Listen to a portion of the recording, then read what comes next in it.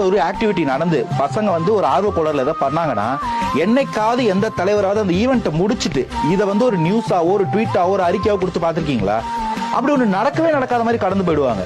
ஏன்னா இது அவங்க வாயிலே கொடுக்குற ஒப்புதல் வாக்குமூலம் மாதிரி. அதெல்லாம் தாண்டி எனக்கு அதெல்லாம் முக்கியம் இல்லை, மக்களுக்காக வந்திருக்கோம், நமக்குன்னு ஒரு டெக்கோரம் இருக்கு, அதை மெயின்டைன் பண்ணணும்ன்ற ஒரு ஸ்டாண்ட் எடுத்து ஓப்பனா விஜய் வந்து அதுக்கு ஒரு வார்த்தை சொல்றாரு, நீங்க பண்ணது தப்பு, இதுக்கப்புறம் தப்பு பண்ணக்கூடாது, நமக்குன்னு ஒரு டெக்கோரம் இருக்கு, பப்ளிக்கோட பாதுகாப்புலாம் முக்கியம் சொல்லும் போது இந்த கட்சி அரசியல்ன்றதை தாண்டி இதுல வந்து ஒரு அக்கறை அந்த பொதுமக்கள் மேலேயும், நீங்க கேட்டீங்களா பொதுமக்களுக்கு இடையூறுன்னு, அந்த பொதுமக்களுக்கு மேலேயுமான அறிஞர்கள், அவங்க வந்து ரசிகர்களா இருக்கலாம், தொண்டர்களா இருக்கலாம், அவங்க மேலேயும் ஒரு பெரும் அக்கறையோட தான் இந்த மாதிரி ஒரு ஸ்டேட்மெண்ட்டை ஒரு தலைவர் ஓப்பனா சொல்லுவாரு. ஸோ இது மற்றவங்க எல்லாம் சொல்ல மாட்டாங்க, அப்படி நடக்க மாட்டேங்குது.